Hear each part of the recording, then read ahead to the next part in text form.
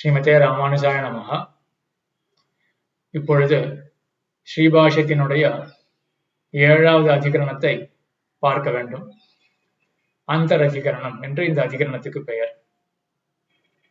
இதுக்கு முன்பு 5வது அதிகரணத்திலே, ஈக்ஷித் அதிகரணத்திலே என்ன விஷயத்தை பார்த்தோம்? உலகத்தை படைக்கக்கூடியது பிரம்மம் என்று வேதத்திலே சொல்லப்படுகின்றது. அந்த பிரம்மமானது அச்சேதன பொருள்தான். உலகமானது அச்சேதனம். அச்சேதனம் என்றால் உயிரற்றது. உயிரற்ற இந்த உலகத்தை படைக்கக்கூடியது, உயிரற்ற இந்த உலகத்துக்கு காரணமாக இருக்கக்கூடியது உயிரற்ற அச்சேதன பொருளாகத்தான் இருக்க முடியும் என்று ஈக்ஷித் அதிகரணத்திலே சந்தேகம் எழ வேதவியாசர் என்ன பண்ணார்? உலகத்தை படைக்கக்கூடிய அந்த பிரம்மமானது அச்சேதனம் கிடையாது.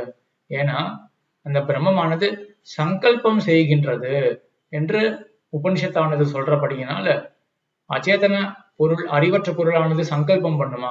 ஆகினால சங்கல்பம் செய்யற அந்த பிரம்மமானது அது அச்சேதனமாக இருக்க முடியாது என்று 5வது அதிகரணத்திலே சொன்னார். அதுக்கப்புறம் 6வது அதிகரணத்துல என்ன கேள்வி வந்ததுன்னா, சரி சங்கல்பம் பண்ணணும் அப்படின்னா அறிவு வேணும், அறிவுள்ள பொருள் தான் சங்கல்பம் பண்ண முடியும். சரி, அது ஜீவாத்மாவாகவே இருந்துட்டு போகட்டுமே என்று ஆனந்தமய அதிகரணம் 6வது அதிகரணத்துல ஒரு சங்கை எழ அதை எப்படி வேதவியாசர் போக்கினார்? அந்த உலகத்தை படைக்கக்கூடிய அந்த பிரம்மமானது எப்படி சொல்லப்படுறது அப்படின்னா ஆனந்தமயன் என்று சொல்லப்படுறது. ஆனந்தமயன் என்றால் எல்லையற்ற ஆனந்தத்தை உடையவன். அப்படிப்பட்ட எல்லையற்ற ஆனந்தமானது எந்த ஜீவாத்மாவுக்கும் கூடாது இல்லையா? நம்மளாம் எவ்வளவு சிரமப்பட்டு இருக்கோம். அப்போ எல்லையற்ற ஆனந்தம் அது ஜீவாத்மாவுக்கு கூடாதபடினால அந்த எல்லையற்ற ஆனந்தம் உடையவன் சர்வேஸ்வரன், எம்பெருமான், கடவுள் அப்படின்னு ஒரு இறைவன் ஒருத்தன் இருக்கான். வெறும் ஜீவாத்மா மட்டும் போராது, பரமாத்மா அப்படின்னு தனியா ஒரு தத்துவம் இருக்கு. அதுதான் லோகத்தை படைக்கக்கூடிய பிரம்மம் என்று அந்த 6வது அதிகரணத்துல ஸ்தாபித்தார். இப்ப நான் பார்க்க வேண்டியது 7வது அதிகரணம், அந்தர் அதிகரணம். இந்த அதிகரணத்துல என்ன பூர்வ பட்சம் என்றால், போன அதிகரணத்துல ஆனந்தமய அதிகரணத்துல ஜீவாத்மாவுக்கு இப்படிப்பட்ட ஆனந்தம் கூடாது என்று சித்தாந்தி சொல்ல, இப்ப இந்த பூர்வபக்ஷி என்ன பண்றான்னா, அவன் ஒத்துக்கிறான். நான் ஒத்துக்கிறேன், எல்லா ஜீவாத்மாக்களுக்கும் இப்படிதான் கூடாது. ஏன்னா நம்ம பலர் கஷ்டப்பட்டு இருக்கோம் இந்த சம்சாரத்துல. ஆனால் நம்மிடத்திலேயே கூட ஒரு உச்ச அவச்ச பாவம் இருக்கு. அதாவது உயர்த்தி தாழ்வு அப்படின்ற ஒரு தன்மை இருக்கு. சம்சாரத்திலேயே சில ஜீவாத்மாக்கள் தங்களுடைய தாழ்ந்த கர்மங்களுக்கு பலனாக தாழ்ந்ததாக இருக்கார்கள், தாழ்ந்த பிறவியில இருக்கார்கள்.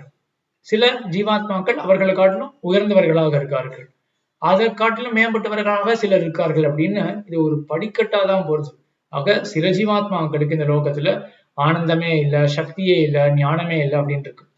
அவர்களை பார்த்தால் மற்ற ஜீவாத்மாக்களுக்கு சக்தி அதிகமா இருக்கு, ஆனந்தம் அதிகமா இருக்கு.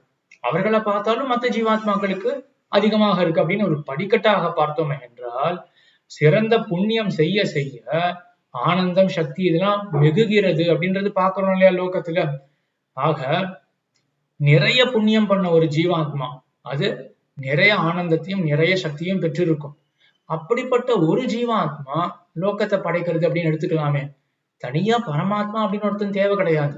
ஜீவாத்மாக்களுக்குள்ளேயே எவனோ ஒருத்தன் சிறந்த புண்ணியம் பண்ணவன் அவனே லோகத்தை படைக்கிறான், அவன் தான் பிரம்மம் அப்படின்னு இருக்கட்டுமே. எதுக்காக தனியா கடவுள் பரமாத்மா அப்படின்னு தனியா ஏன் ஒருத்தரை ஒத்துக்கணும் அப்படின்றதுதான் இந்த 7வது அதிகரணம் அந்தர் அதிகரணத்துல இருக்கக்கூடிய பூர்வபக்ஷம். இதுக்கு ஒரு துணையாக உபோத்பலகமாக சாந்தோக்கிய உபநிஷத்துல ஒரு கட்டமானது வருது. அது என்ன சொல்றது அப்படின்னா, ஏஷகா அந்தராதித்ய ஹிரண்மய புருஷா அப்படின்னு ஆரம்பிச்சு சாந்தோக்கிய உபநிஷத்து என்ன சொல்றதுன்னா, ஒரு ஆச்சரியமான புருஷன் ஒருத்தன் இருக்கான். அவன் ஆதித்ய மண்டலத்தினுடைய மத்தியத்திலே, சூரிய மண்டலத்தினுடைய மத்தியத்திலே இருக்கின்றான். அவன் ஆப்ரணகாத்து சர்வயேவ சுவரணகா என்று ஹிரண்மய புருஷா, பொன்மயமான வடிவத்தை பெற்றவன். நகமே தொடங்கி அவனுடைய திருமேனி பொன்மயமாக இருக்கும்.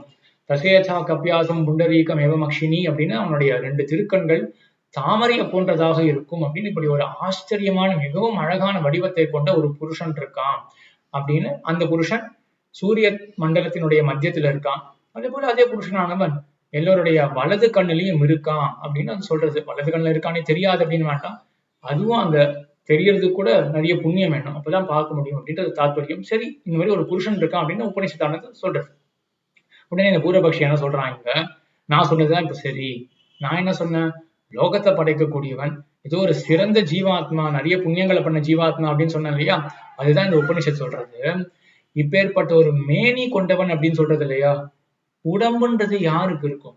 ஜீவாத்மாவுக்கு தானே. ஜீவாத்மா கர்மம் பண்றதுனால ஜீவாத்மாவுக்கு உடம்பு. இது ராமானுஜர் எல்லாருமே ஒத்துக்க வேண்டியதுதான். ஜீவாத்மாவுக்கு தான் உடம்பு. ஏன்? கர்மத்தினால.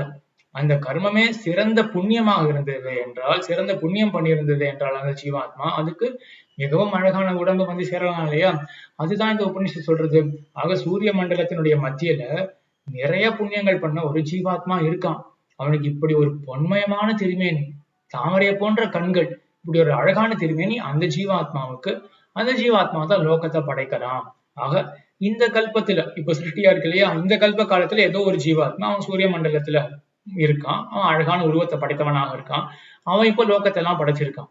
அடுத்த கல்பத்துல பிரளயம் வந்துடும் இல்லையா, மறுபடியும் சிருஷ்டி. அப்ப அடுத்த கல்பத்துல இன்னொரு ஜீவாத்மா என்று இப்படி மாறி மாறி ஜீவாத்மாக்களுக்குள்ளேயே யாரோ சில பேர் உலகத்தை படைக்கிறார்கள் அப்படின்னு இருக்கட்டுமே. எதுக்காக தனியா பரமாத்மா அப்படின்னு ஒருத்தனை ஒத்துக்கொள்ள வேண்டும் என்று இங்க பூர்வபக்ஷம் எழ, அதுக்கு வேதவியாசர் என்ன சித்தாந்தம் சாதிக்கிறார் என்றால், இந்த சூரிய மண்டலத்தினுடைய மத்தியில் இருக்கக்கூடிய புருஷனானவன் அவன் ஒரு ஜீவாத்மா என்று சொல்ல முடியாது. அவன் ஜீவாத்மாவை காட்டிலும் மேம்பட்ட சர்வேஸ்வரன் பரமாத்மா தான். ஏன் அப்படின்னா, அந்த புருஷனுக்கு வேதாந்தம் ஒரு பேர் சூட்டுகிறது. என்ன பேர் என்றால் உத்து. தஸ்ய உதிதி நாம. உத்து அப்படின்ற பெயரை சூட்டுகிறது. ஏன் அந்த பெயர் சூட்டுறது வேதாந்தம்? சர்வேபியா பாப்மபியா உதிதா, எல்லா பாப்பத்திலிருந்தும் மேம்பட்டவனாக இருக்கின்றான். இந்த புருஷனை எந்த பாபமும் தீண்டாது அப்படின்னு வேதாந்தம் சொல்றது. இப்ப வேதவியாசர் சொல்ற, நீ யோசிச்சு பாரு, எந்த ஜீவாத்மாவுக்காவது இந்த நிலையானது கூடுமா? பாபமே ஒட்டாது அப்படின்ற நிலை எந்த ஜீவாத்மாவுக்கும் கூடாது இல்லையா? அப்ப கண்டிப்பா இங்க சொல்லப்படுறவன் யாருன்னா, ஜீவாத்மாவை காட்டிலும் மேம்பட்ட பரமாத்மா தான்.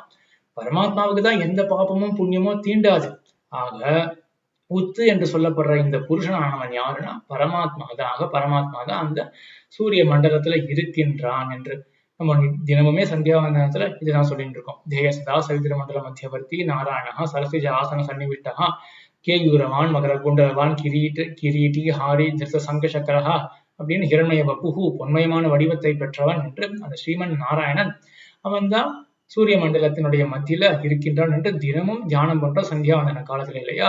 அதுதான் இந்த வேதாந்தம் சொல்றது. ஆக எல்லா பாபத்திலிருந்தும் மேம்பட்டவன், பாபமே தீண்டாதவன் அந்த பகவான் தான் அவன் தான் லோகத்தை படைக்கின்றான் என்று வேதாந்தமானது இந்த இடத்துல வேதாந்த சூத்திரத்துல இங்க வேதவியாசர் ஸ்தாபிக்கிறார். இந்த அதிகரணத்துல நாம் முக்கியமாக என்ன தெரிஞ்சுக்கணும் என்றால், அப்போ பகவானுக்கு உருவம், அழகான ஒரு உருவம் உண்டு அப்படின்னு வேதாந்தமே ஸ்தாபிக்கிறது. ஏன்னா பொதுவா கடவுளுக்கு உருவம் இருக்கா அப்படின்ற ஒரு சந்தேகம் எல்லாருக்குமே வரும். நமக்கு உருவம் இருக்கு, நமக்கு ஏன் உருவம்? ஏன்னா நம்ம தான் கர்மத்தினால அகப்பட்டிருக்கோம், கர்மத்தினால நமக்கு உருவம். கடவுளுக்கு ஒரு உருவத்தை ஒத்துக்கணுமா அப்படின்னு சந்தேகம் பொதுவாக இடலாம் இல்லையா? இங்க எம்பெருமானான ஸ்ரீபாஷ்யத்துல அழகா ஒரு படிக்கட்டு காட்டுற, கடவுளுக்கு உருவத்தை ஒத்துக்க வேண்டும் அப்படின்னு. ஏன்னா கடவுள், இறைவன், சர்வேஸ்வரன், பரமாத்மா ஒருத்தன் இருக்கான் அப்படின்னு நம்ம எப்படி தெரிஞ்சுட்டோம்? நம்ம என்ன ஊகம் பண்ணியா தெரிஞ்சுக்க முடியும்? சர்வேஸ்வரன் பரமாத்மா ஒருத்தன் இருக்கான் அப்படின்னு வேதாந்தத்தை கொண்டுதான் தெரிஞ்சுக்கணும். வேதாந்தத்தை உபனிஷத்தை கொண்டுதான் எல்லா இடத்திலையும் பறந்து வியாபித்து இருக்கக்கூடியவன், எல்லாவற்றையும் நியமிக்கின்றான். ஒரு சர்வேஸ்வரன் பரமாத்மா ஒருத்தன் இருக்கான் அப்படின்னு வேதாந்தத்தை கொண்டு தெரிஞ்சுக்கிறோம். அதே வேதாந்தம் என்ன பண்றது அப்படின்னா, பொதுவா எல்லாருமே சொல்லிடுவார்கள் இல்லையா, கடவுள்னா ரொம்ப அபாரமான கருணை கொண்டவர் அப்படின்னு. நம்ம அந்த மாதிரி ஊகம்லாம் பண்ணிலாம் தெரிஞ்சுக்க மாட்டோம். கடவுள்னா கண்டிப்பா அவர் கருணையோடு தான் இருப்பார் அப்படின்னு மற்றவெல்லாம் வாய் வந்தவாறு சொல்லிடுவார்கள். நம்ம அப்படி கிடையாது. நம்ம அதுவும் வேதாந்தத்தை தான் நாடுவோம். வேதாந்தம் தான் என்ன சொல்றது அப்படின்னா, இப்பேற்பட்ட ஒரு பகவான் இருக்கான், எல்லா இடத்துலயும் பறந்து இருக்கக்கூடிய ஒரு பரமாத்மா இருக்கான்னு சொல்ற வேதாந்தம் அது என்ன பண்றதுன்னா, அந்த பகவானுக்கு அபாரமான காருண்யம், வாத்சல்யம் போன்ற மகத்தான குணங்கள் இருக்கு அப்படின்னு அதே வேதாந்தம் தான் சொல்றது. ஆக பகவான் ஒருத்தன் இருக்கான், அவனுக்கு இப்படி ஆச்சரியமான கல்யாண குணங்கள்லாம் இருக்கு ரெண்டு சொல்லித்த வேதாந்தம். அதே வேதாந்தம் உபனிஷத்து தான் என்ன பண்றதுன்னா, அந்த பகவானுக்கு மிகவும் அழகான ஒரு திருமேனி இருக்கு அப்படின்னு அதே வேதாந்தம் தான் சொல்றது. ஸ்ரீ வைகுண்டம் அப்படின்ற அந்த திவ்ய தேசத்துல எப்பொழுதுமே நித்தியமான ஒரு அழகான வடிவத்தை, திவ்ய மங்கள விக்கிரகத்தை உடையவனாக பகவான் இருக்கின்றான். ஆக இப்படிதான் பகவானுடைய உருவம் இருக்கு அப்படின்னு நம்ம புரிஞ்சுக்கணும். பகவான் ஒருத்தன் இருக்கான்னு வேதம் காட்டி கொடுக்கிறது. அந்த பகவான் பெருத்த கருணை உள்ளம் படைத்தவன் அப்படின்னு வேதாந்தம் காட்டி கொடுக்கிறது.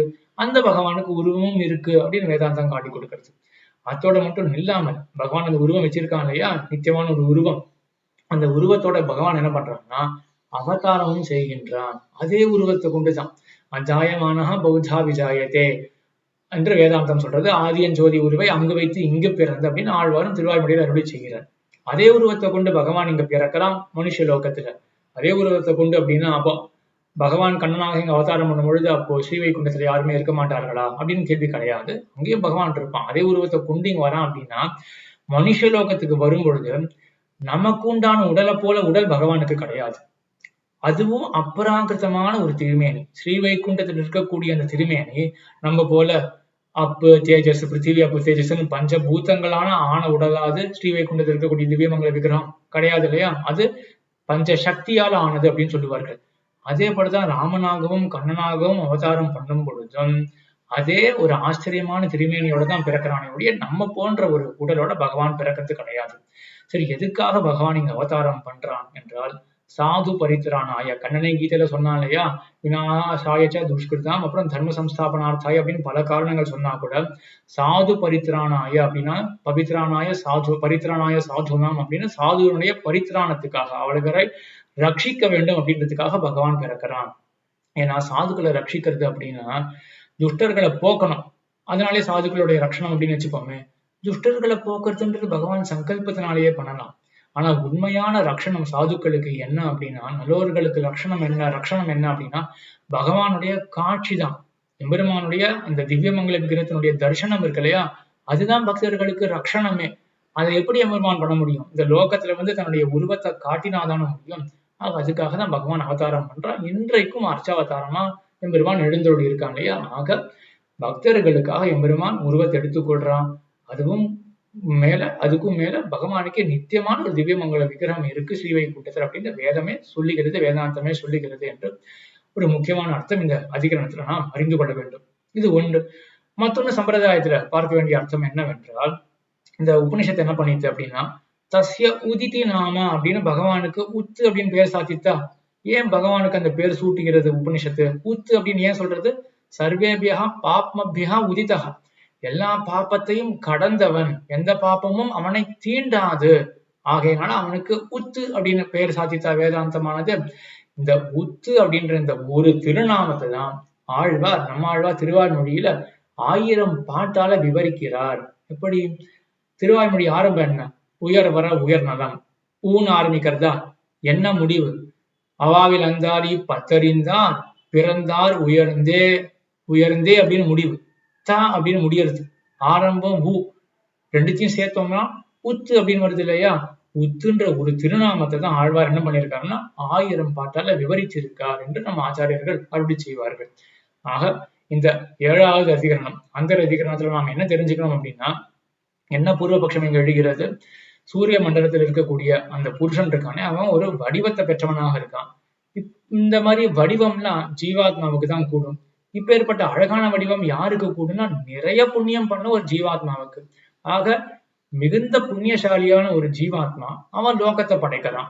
இந்த கல்பத்துல ஒரு ஜீவாத்மா, இந்த கல்பம் முடிஞ்சிடும், பிரளயம் வரும், மறுபடியும் சிருஷ்டி, அடுத்த கல்பம், அதுல இன்னொரு ஜீவாத்மா. அந்த கல்பத்துல யாருக்கு நல்ல சிறந்த புண்ணியங்களை பண்ணியிருந்தாலும் அந்த ஜீவாத்மா அங்க லோகத்தை படைக்கிறவனாக இப்படி எடுத்துட்டு போனோமே என்றால், ஜீவாத்மாவே லோகத்தை படைக்கிறான் அப்படின்னு இருக்கட்டுமே, தனியா பரமாத்மா பிரம்மம் தனியா ஒரு பரமாத்மா கடவுள் அப்படின்னு ஒத்துக்க வேண்டாமே அப்படின்னு பூர்வபக்ஷம் எழ வேதவியாசர் எப்படி அந்த பூர்வபக்ஷத்தை உடைக்கிறார்? கிடையாது. இங்க அந்த உலகத்தை படைக்கக்கூடிய அவனுக்கு, அந்த புருஷனுக்கு ஊத்து அப்படின்ற திருநாமம் வேதாந்தம் சாத்துறது. உத்துன்னு என்ன அர்த்தம்? பாபமே தீண்டாதவன். பாபமே தீண்டாதவன் அப்படின்ற தன்மையானது ஜீவாத்மாவுக்கு பொருந்தாது இல்லையா. ஏன்னா எல்லாருமே முக்தாத்மாவா இருந்தா கூட அவனும் ஒரு கால சம்சாரத்துல இருந்து பாபத்தை அனுபவித்துதான் அதுல விடுபட்டு இருக்கான். நித்திய சூரியாக இருந்தா கூட அந்த நித்திய சூரியன் கூட ஏன் பாப்பம் அவனை தீண்டாது அப்படின்னா, பகவான் ஒருத்தன் இருக்கிறதுனாலதான் அவனுக்கு பாப்பம் தீண்டாது. இல்லாட்டி நித்திய சூரியன் ஒருத்தனை நம்ம யாருமே சொல்லவே முடியாது. ஏன் அவன் மட்டும் பாப்பம் தீண்டல அவன அப்படின்னா, பகவானுடைய சங்கல்பம் இருக்கிறதுனாலதான் அவனுக்கு அந்த பாப்பம் தீண்டல என்று எல்லா விதத்திலையும் பரமாத்மா ஒருத்தன் இருக்கான் அப்படின்றத நாம் அவசியம் ஒப்புக்கொள்ள வேண்டும் என்று இந்த அந்தரதிகரணத்துல ஸ்தாபித்து, முக்கியமாக அந்த பகவானுக்கு, அந்த கடவுளுக்கு உருவம் இருக்கின்றது அப்படின்றது எங்க வேதவியாசர் ஸ்தாபித்திருக்கிறார் என்பதை பார்த்தோம். ஆழ்வார் திருவடிகளே சரணம், எம்பெருமானார் திருவடிகளே சரணம், ஜீயர் திருவடிகளே சரணம்.